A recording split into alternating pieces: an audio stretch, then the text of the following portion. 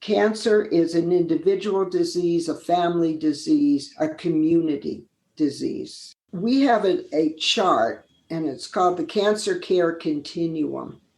So on this continuum, if you can imagine a roller coaster, so the caregiver, family and friends, and the patient walk a parallel path, and it goes like this. You're up when the test results are good, and you're crashed down with every low point in the diagnosis. And it starts with we call it the sucker punch, the day you get that diagnosis. And it goes on. And because cancer treatment has improved, cancer is not a death sentence, but it is a chronic condition, a serious chronic illness can be. And so it goes on and on and on, leading to either complete remission, which is wonderful, or death. And so if you can imagine being on that roller coaster for years. I'm Dr. Regina Kett. I'm a board-certified clinical psychologist, and I specialize with older adults and families. I created the Psychology of Aging podcast to answer some of the most common questions I get about aging. Questions about mental health and wellness, changes in the brain, like with dementia, relationships and sex, caregiving, and even end of life. Like I say in my therapy groups, no topic is off topic. We just have to have a healthy way of talking about it. So if you're an older adult or caring for one, you're in the right place. Let's get started.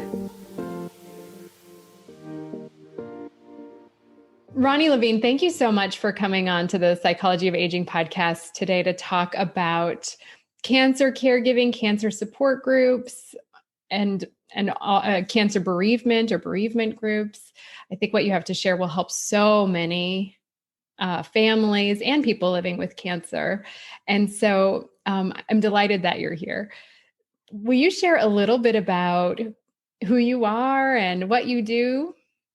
I would be happy to do that. First of all, thank you for inviting me, because this field is something I'm passionate about. So it gives me the chance to share my passion and hopefully help somebody else or other people. So my bio is really pretty simple. I'm a marriage and family therapist. That's my license. That entitles me to do almost everything in psychology, dealing with mood disorders, anxiety, families, individuals, couples. And when I lived in Southern California 10 years ago, we moved to Santa Fe, New Mexico 10 years ago. My practice in California was families, couples and individuals, but not very much to do with illness at that time. And I used to call my practice teenage girls and their mothers. So when I moved to New Mexico, I was asked by a friend to volunteer in the chemo room, in the infusion room at the cancer center. And I gladly took that volunteer position, and really learned a lot. I learned a lot about illness and the intersection of illness and psychology, and illness and emotional disorders. Then I was asked if I would like to facilitate the caregivers group, and I work for the Cancer Foundation for New Mexico, which is an organization that provides psychosocial services for people being treated with cancer and their families and people involved in the life of the cancer patient. So I took over took over and developed the caregivers group in 2013. And changed my practice also. I practice here in Santa Fe. No more kids, no more teenagers. And I see in my private practice, I see a lot of cancer families and couples with cancer and individuals with cancer. And I also facilitate 2 groups. One is for caregivers, family, and friends of a cancer patient. And the second group is a bereavement group for people who've lost a loved one because of cancer. So, and I love living here in Santa Fe. I feel blessed to live here in Santa Fe. And Regina, you've been here, so you know. And we've been hiking together, which is how we met. And it's so beautiful. Yes. Meeting you and the scenery. And it was on the first day of the snow in November. It was the first snow day in November that it was snowing on us as we were hiking.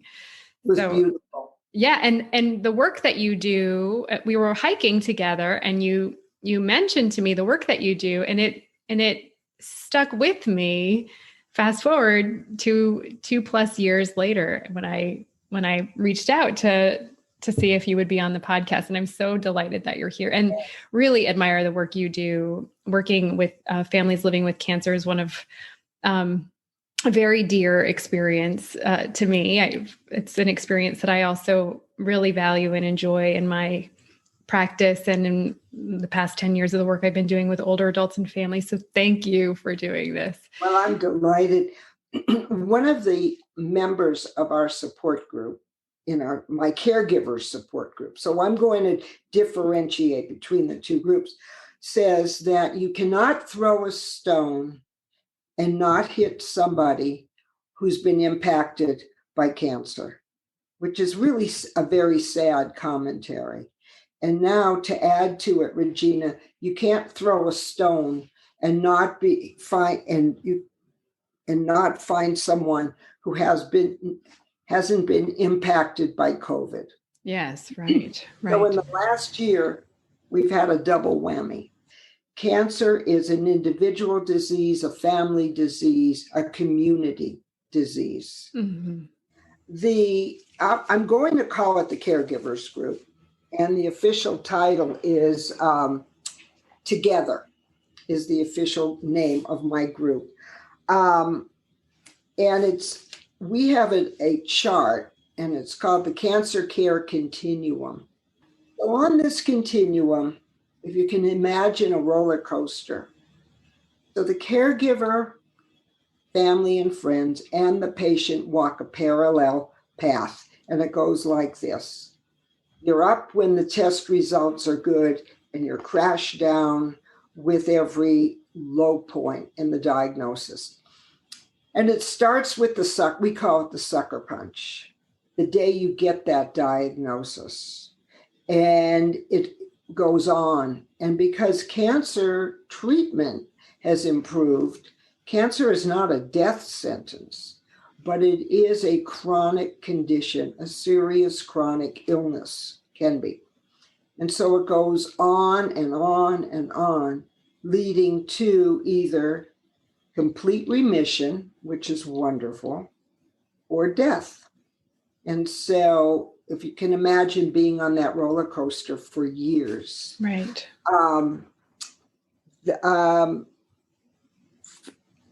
What I have found is that in every family, in every situation, there are existing patterns to how people relate.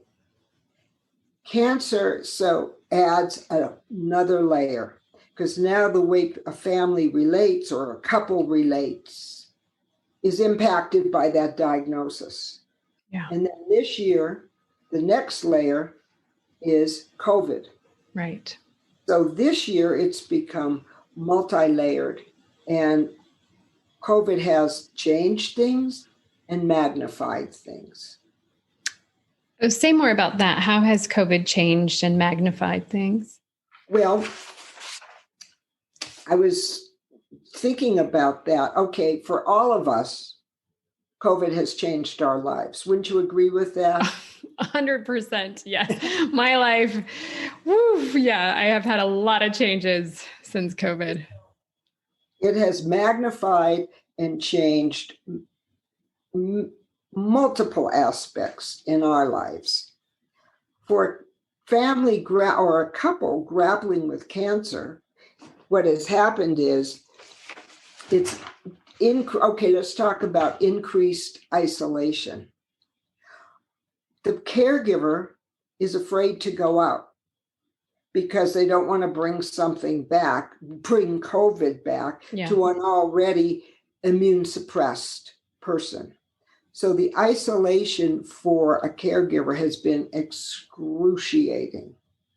As far as our groups, we don't meet in person. We haven't met in person since March. We meet on a Zoom platform for both. And we're probably not going, it's indeterminate when we're going to meet in person again. For some of the caregivers and people in the bereavement group, the Zoom call is their main social outlet. And each group meets once a week. So there's the lack of physical contact, the inability to see other family members and friends, boredom, being cooped up all day. But I would say the biggest hardship has been social isolation, because that's not a normal state for a human. Right. The other way they've been impacted is family members and caregivers can't go into the treatment, can't go to doctor's appointments, can't go into the treatment or infusion room.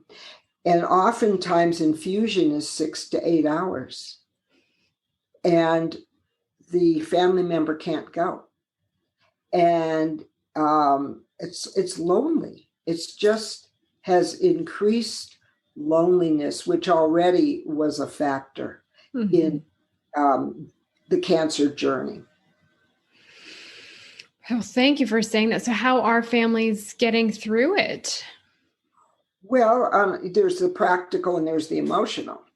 So the practical is they order groceries. The groceries are delivered.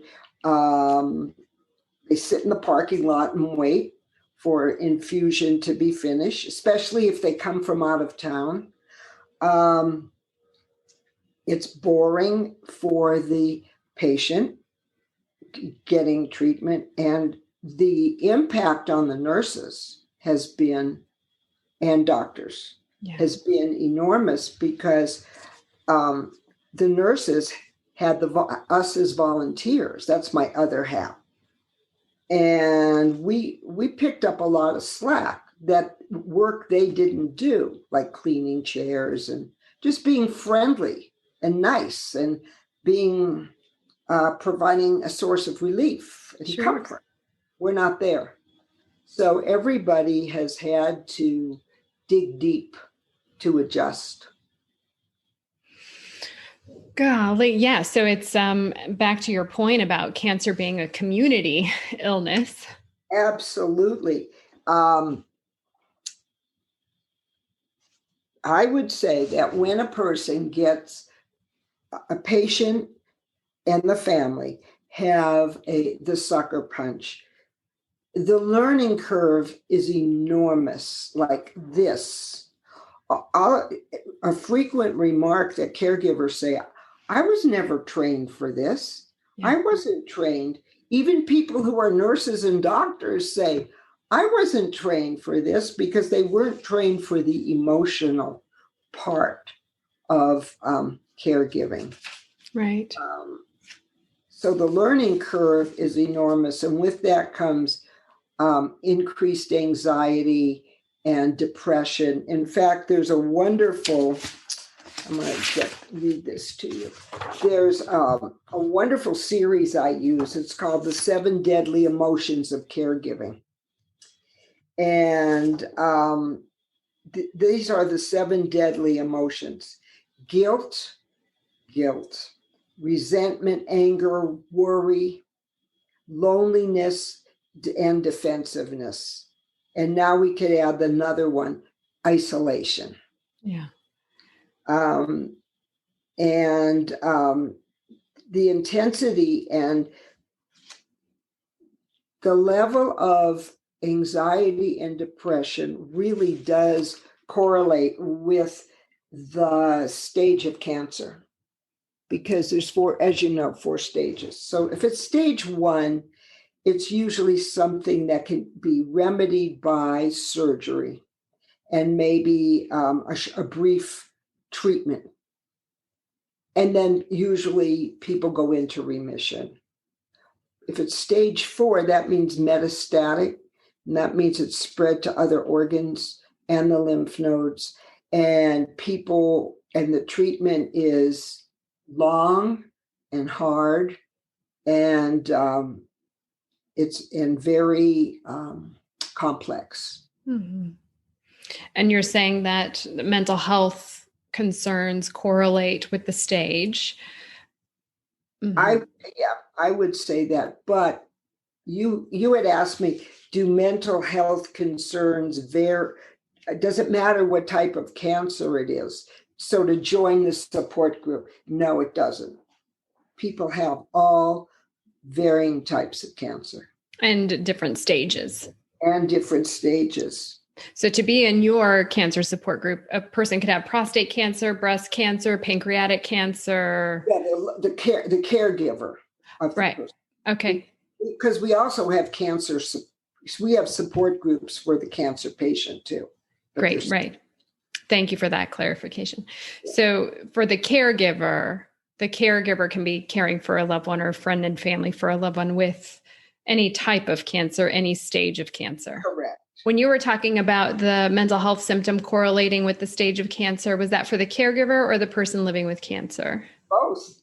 Mm-hmm. Remember what I said, that the caregiver and the patient walk a parallel path, but the needs are different, mm-hmm. and the concerns are different. And sometimes the caregiver needs more emotional support than the patient, because the patient is getting a lot of support from the medical community.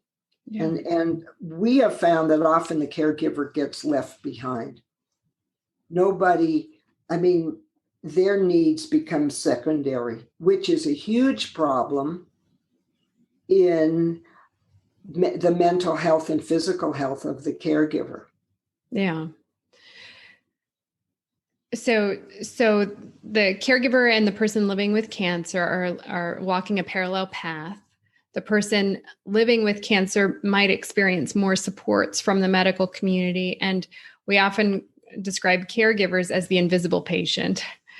Exactly. That's good. Yes. And your groups are providing bolstering and support for them along that parallel path. You described the sucker punch of getting an initial cancer diagnosis, and just it knocks the wind out of you. It's startling. It can be traumatic.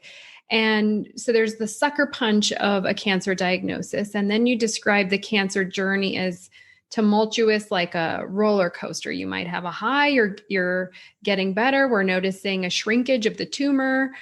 And then, all of a sudden, no, you're on a low again because we're not seeing the progress we anticipated.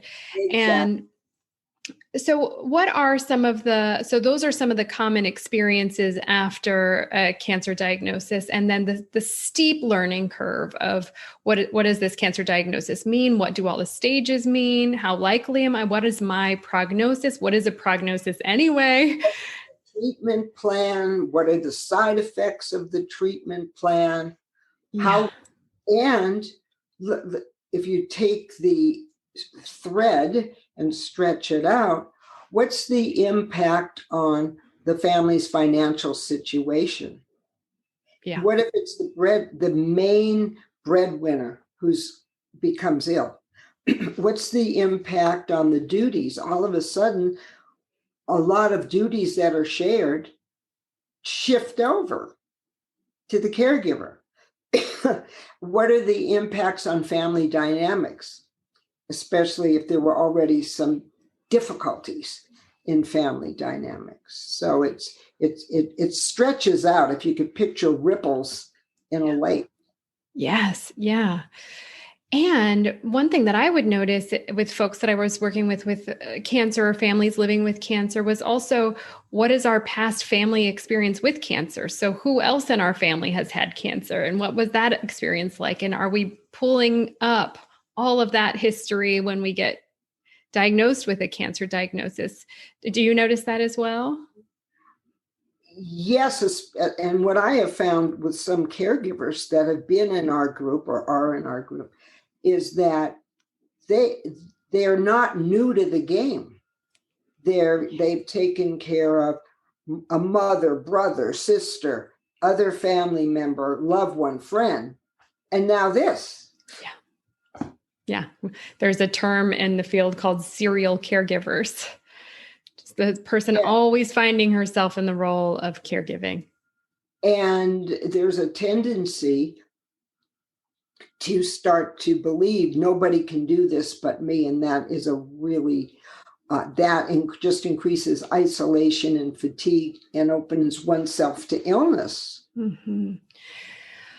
Well, now that you've mentioned that, nobody else can do this but me. Nobody can do it as well as I can do it. Nobody will care as well as I can care. I'm so skilled at this. I've been perfecting it from relationship to relationship. And maybe that is true. So now to the groups, because if we're talking about high rates of isolation and loneliness for folks, families living with cancer because of the fear of exposure to COVID, that's even more elevated now because the person living with cancer is immunocompromised and the caregiver doesn't want to bring anything to them. There's more isolation and loneliness for these families. And so then tell us about the benefits of support groups then. Well, there are two, I call them I'm going to separate them out because the needs are different between caregiving and bereavement. Yes. In the caregivers group, I say there are two pillars that hold up our roof. One is the need for self-care. And two, this is so important and so hard to communicate, the need for a team. We call it build a team. And the definition of a team is not it could be made up of people who are there consistently, but it might be a person on the team who was just there for one or two, to meet one or two needs. So there's a person in my group who always says, you choose the right person for the right job. So if it's driving, then you need someone who's a good driver with a reliable car. If it's cooking, then you need someone who knows how to cook. If it's delivering supplies, so you, the caregiver and the patient, choose your team members wisely. And tell us more about the team. So what did the teams look like, or what are they comprised of? They're very often comprised of, family and friends or professionals in the community. So the support group members are part of the team to each other. I'm part of their team. Sometimes people you think are going to step up don't, because they're afraid or have their own issues. And sometimes out of the blue, a person you never thought would help steps up, but nobody's going to help if you don't ask. And that's been a big obstacle with with the group, with the people in the group, not asking. And they'll frequently say, oh, well, it's so hard for me to ask for help. I never ask for help. That's just not something I do. And the other team members or the other support group members will say, well, that's really important. And they'll encourage a new member to change that point of view. What do you find helps the most with changing that perspective around help seeking? Well, I think hearing from other people who have been dealing with dealing with cancer for a longer time than someone who's brand new helps. And that's where a support group comes in, because that's educational, sharing experiences. What was the question? What is the obstacle to doing that? What do you think helps the caregiver, or to shift the caregiver's perspective around asking for help? Hearing other people's experiences. And unfortunately, Regina, the caregiver's own demise, the caregiver's own physical health, the caregiver giving up, hitting bottom. Mm-hmm. And we don't want that to happen. So we try and offer that safety net. The support group is a safety net before that happens. Mm-hmm. Mm-hmm. And how long do your groups tend to last? Are they an hour and a half, mm-hmm. once a week? Once a week. Caregivers once a week, bereavement once a week. Mm-hmm. Can people stay in the groups as many months or weeks as they want? Or they can stay as long as they want. I am so flexible. They can come late, leave early, come when they can, stay as long as they want, because cancer doesn't follow a predictable pattern, and the groups shouldn't be rigid. And that's what you say, what have we needed to deal with COVID? Flexibility, resilience, humor, and shifting expectations. And for that reason, a lot of people dealing with cancer already had those skills, if you will, built in. They already knew how to do all that. Now they're doing it more with the rest of the world. Yeah, they were already figuring out how to get over or through one sucker punch. Yeah. And now they got another with COVID. Exactly. Mm-hmm. And the way the bereavement group started was, so there's these people and caregivers. Their loved one dies. They still needed support. They kept coming to caregivers group. Yeah. But their needs were different. And they didn't have a home. That's what I call it. So they didn't have a home. So I developed the bereavement group to give people, mainly transitioning, but now it's expanded, a home. Mm-hmm. Mm-hmm.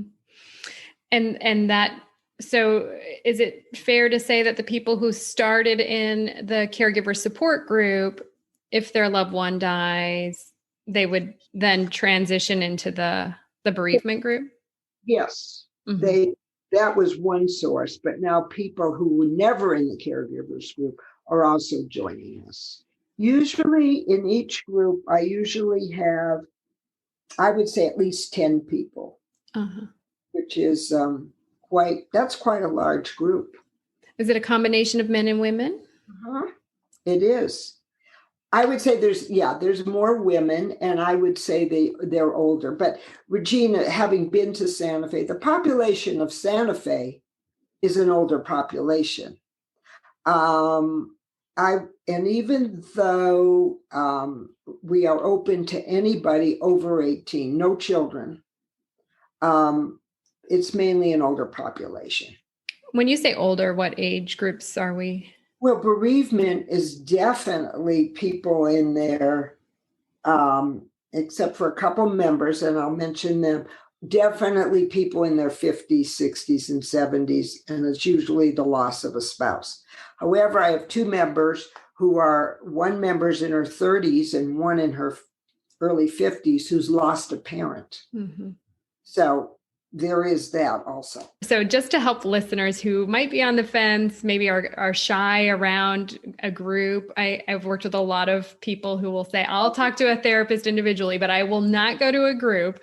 So can you speak a little bit about what it's actually like for people to participate in a support group like the ones that you offer, and or like the caregiver support group that you offer, just to kind of maybe expose people a little bit and maybe kind of give them information so that they're less cautious, maybe more willing to give it a try? What is it actually like?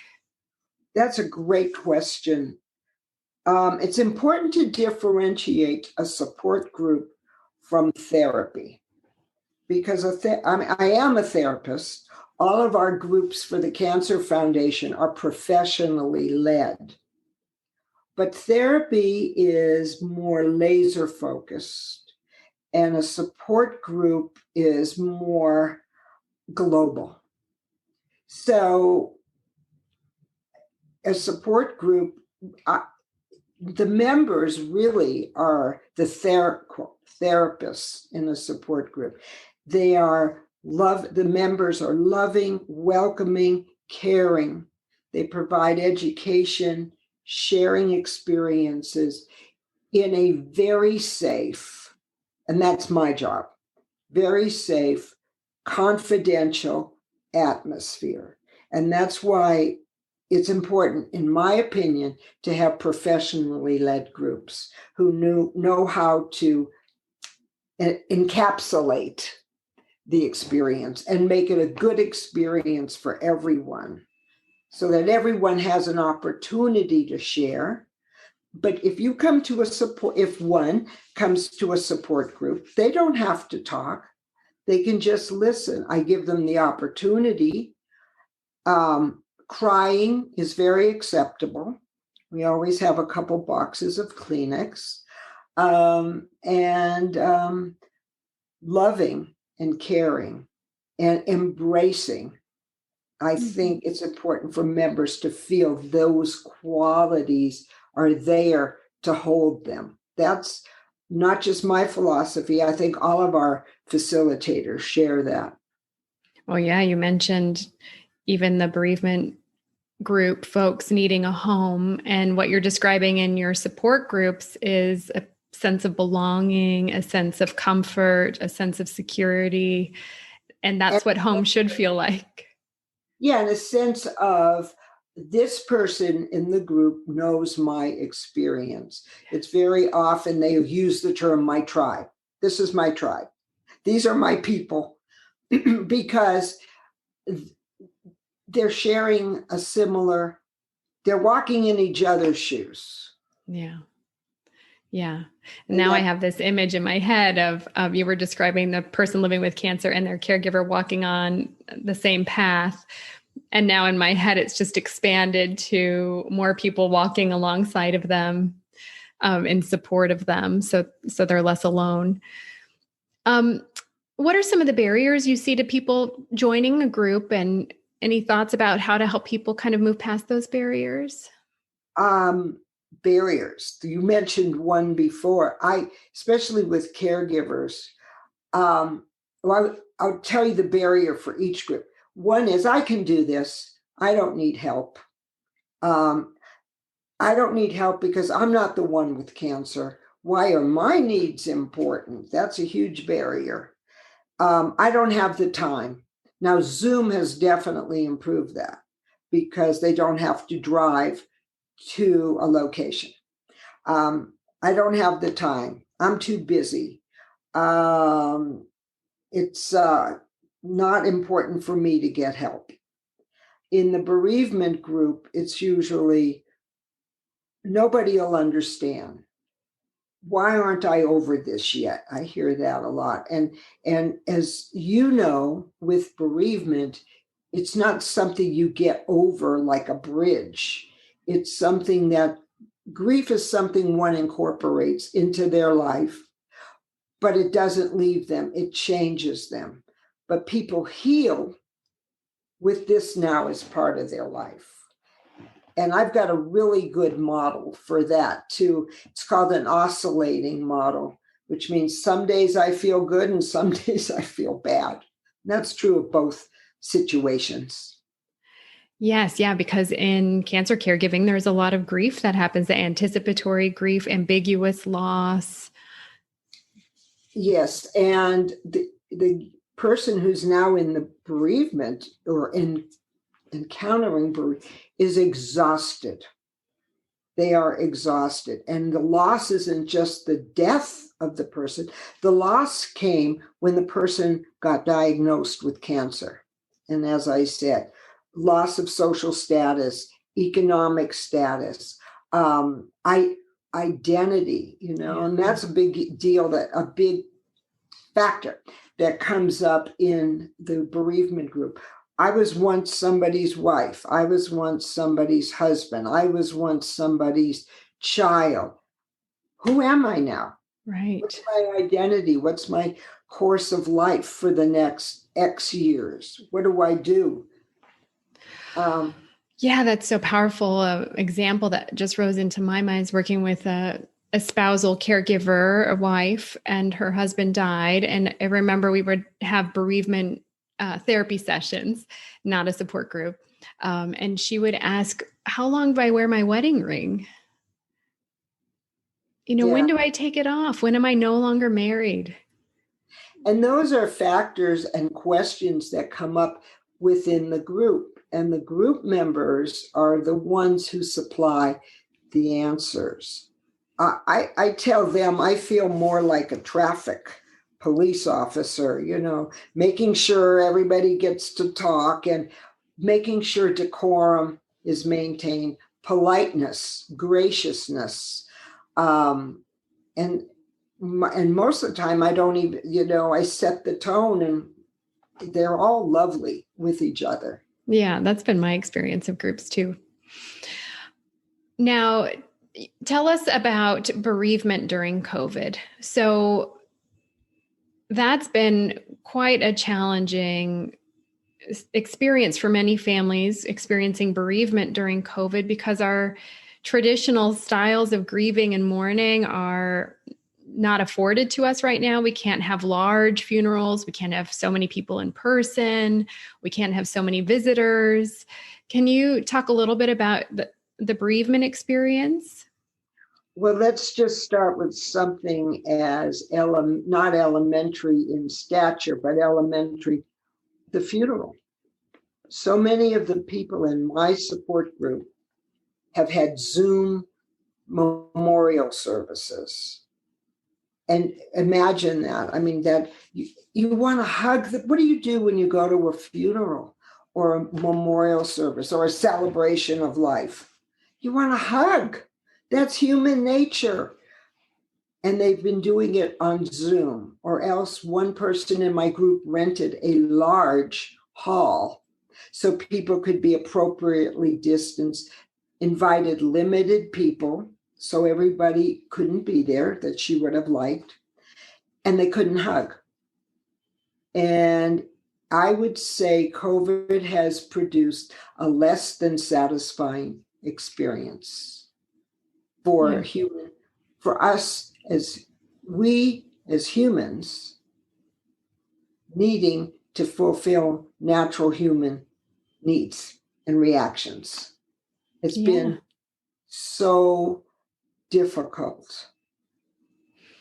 And it's so healing to be with people when we're suffering, and it's so necessary. It's part of how we endure, and it's, we can't have it. It's just another loss. It's, it strikes me as another loss. It's, and disenfranchised grief. So you can't grieve and mourn fully. It feels like sometimes.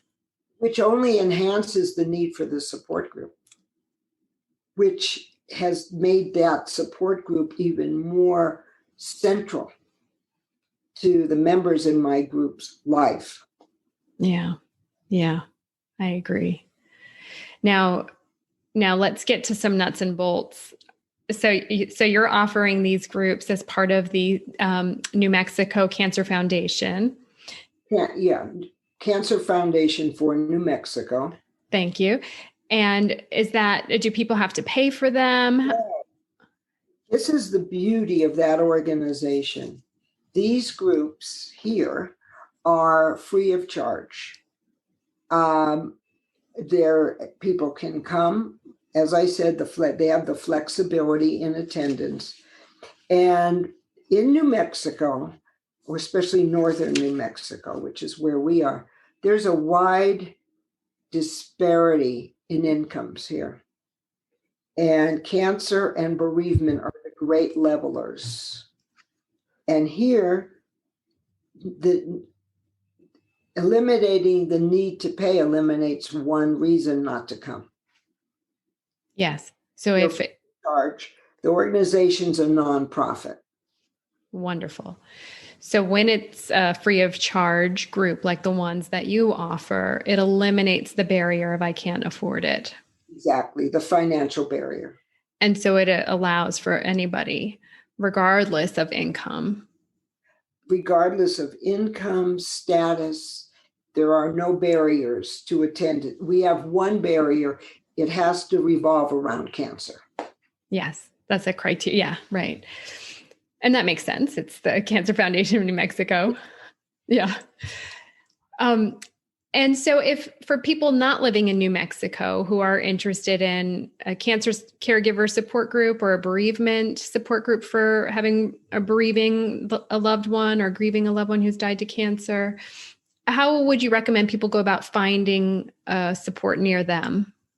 Well, the most obvious is use your computer, Google it, and that's how a lot of people find our group.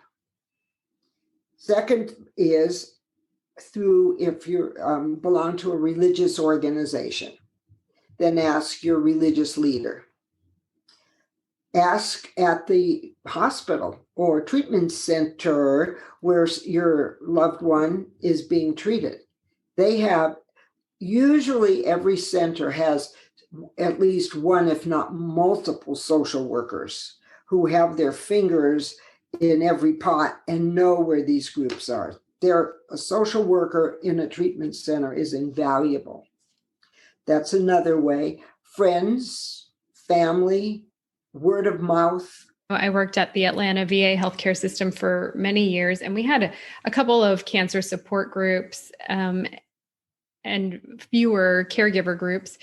And we would often refer to a local cancer center, so the Winship Cancer Center in Atlanta, which I think is connected to Emory, but which offered free groups for any community member, even if you weren't being treated there.